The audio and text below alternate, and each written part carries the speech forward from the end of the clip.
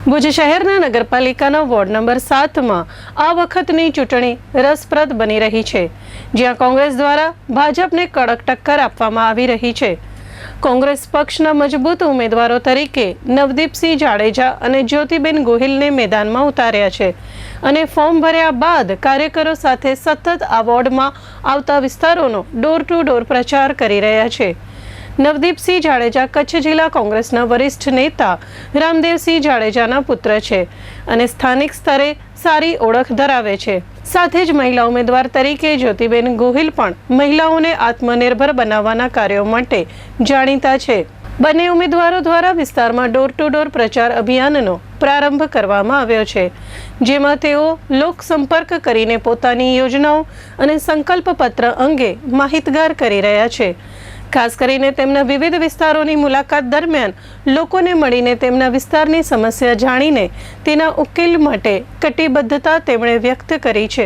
કોંગ્રેસના ઉમેદવારો દ્વારા લોકો માટે પાણી, ગટર અને સફાઈ જેવી મૂળભૂત સુવિધાઓમાં સુધારણા લાવવાનો સંકલ્પ વ્યક્ત કરવામાં આવ્યો છે।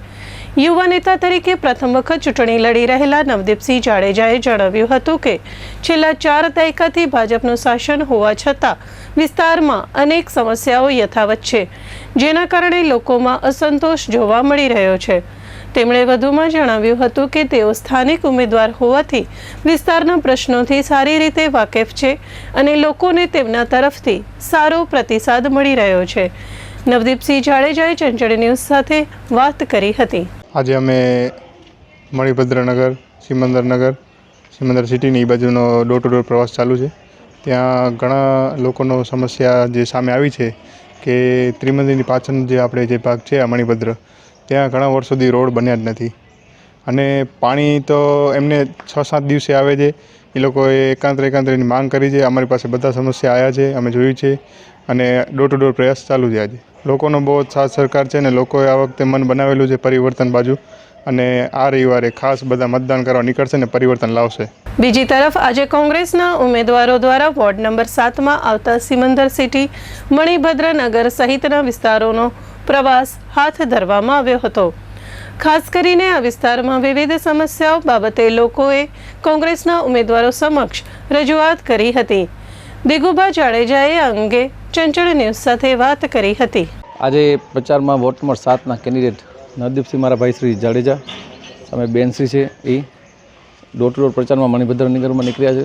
તો અહીંયા એમને ડોર ટુ ડોર પ્રચારમાં જાણવા મળ્યું કે રોડ રસ્તાની હાલત બહુ ગંભીર છે।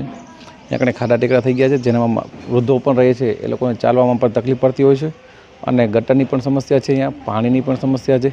જો આ વોર્ડ નંબર 7માં આટલો ભ્રષ્ટાચાર છે છતાંય તંત્રનું કોઈનું પેટનું પાણી હલતું નથી અને આ ફેરે મન બનાવી લીધું છે કોંગ્રેસ પાર્ટીને વોટ આપી અને વિજય બનાવશે। કચ્છ જિલ્લા કોંગ્રેસના ઉપપ્રમુખ રામદેવસિંહ જાડેજાના પુત્ર નવદીપસિંહ જાડેજા વોર્ડ નંબર 7માંથી ચૂંટણી લડી રહ્યા છે।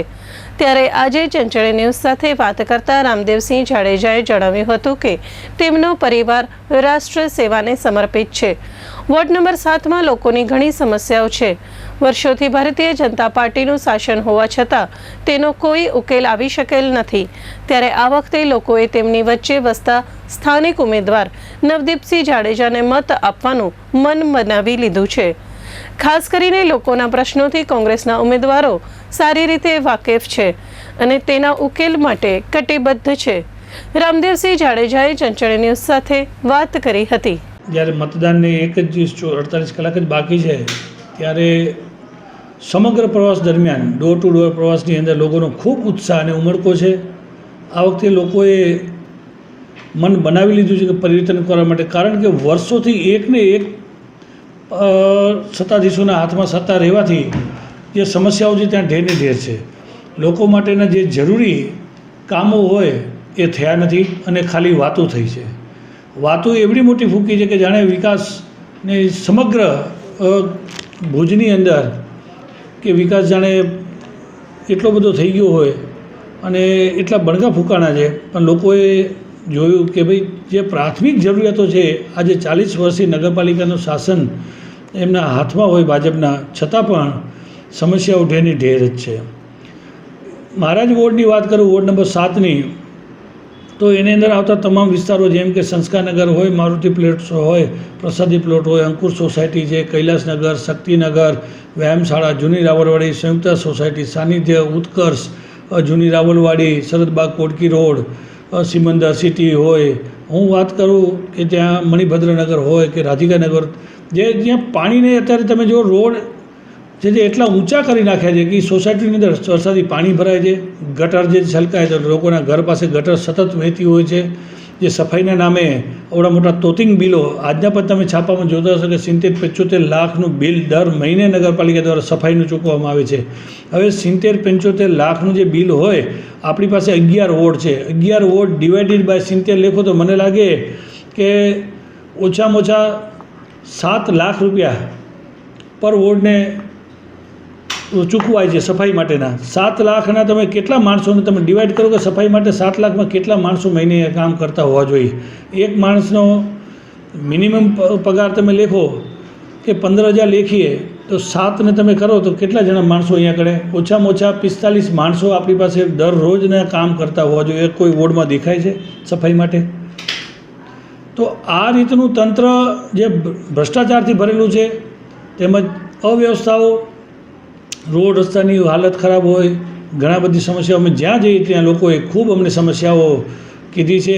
અમે એમને ચોક્કસ કીધું છે એકવાર આપ પરિવર્તન કરી જુઓ. આટલા વર્ષોથી આપે આ લોકોને મત આપ્યા છે, એકવાર કોંગ્રેસનો હાથ મજબૂત કરી કોંગ્રેસની પેનલને ચૂંટાવો, કોંગ્રેસના ઉમેદવારોને ચૂંટાવી આપનો ઉમેદવાર ચૂંટો. હું એટલું જ કહું છું કે આપ જે છે એ તમારે જે તમારો પોતાનો ઉમેદવાર જે પોતાનો થઈને રહે, નહીં કે પાર્ટી દ્વારા આંગળી ઊંચી કરીને. એટલે આપે તમારો ઉમેદવારને તમારે જ ચોઈસ કરી અને એવા ઉમેદવારને મત આપવો જોઈએ કે જે તમારી સાથે રહે, નહીં કે પાર્ટીની કીધેલી ગાઈડલાઇનને આંગળી ઊંચી કરીને રહેતો હોય. ત્યારે હું આપ સૌને અહીંયાથી નગરજનોને વિનંતી કરું છું કે આપ પરિવર્તનની આંધી અલીફે છે, એ પરિવર્તનની અંદર તમામ વોર્ડ ભોજના જે પણ ઉમેદવારો છે, કોંગ્રેસના ઉમેદવારોને મત આપી અને વિજયી બનાવશો. ત્યારે જ હું ચોક્કસ કહીશ કે વોર્ડ નંબર 7ના પણ જે રહીશો છે, નગરજનો છે, તેને મારી નમ્ર વિનંતી છે કે આપણે પણ ભુજની અંદર જ્યારે પરિવર્તન થવા જઈ રહ્યું છે ત્યારે આપનો કિંમતી મત એ કોંગ્રેસના બંને ઉમેદવારો ભાઈ શ્રી નવદીપસિંહ રામદેવસિંહ જાડેજા જે મારા સન છે અને બેન જ્યોતિબેન ગોહિલ, એ બંનેનો ક્રમાંક 1 અને 2 છે. 1 અને 2 ક્રમાંક ઉપર તારીખ 26 તારીખના સવારે 7 વાગે 26/4/2026 આપ જોવો છો તેમ સવારે 7 વાગે મતદાન શરૂ થશે અને સાંજે 6 વાગ્યા સુધી મતદાન થવા જઈ રહ્યું છે. ત્યારે ભારી સંખ્યામાં સૌએ મતદાન કરવું જોઈએ, કારણ કે આ લોકશાહીનો પર્વ છે. લોકશાહીના પર્વની અંદર આપણે આપણા મતનું દાન કરવાનું છે. ત્યારે એવો એક આવો વ્યક્તિ આપણે ચૂંટીએ અને આપણા પ્રતિનિધિ તરીકે મૂકીએ જે આપણો પોતાનો અવાજ બનીને રહે.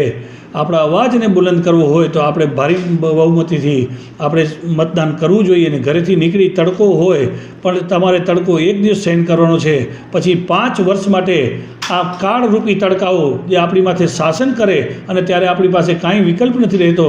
તો આપણે સૌને નગરજનોને, શહેરીજનોને, કચ્છીજનોને, તમામને હું મારી વિનંતી છે કે આપ કોઈ પણ સમયે તડકાને જોયા વગર સવારે 7 વાગ્યાથી નીકળી અને આપે મતદાન કરવું જોઈએ.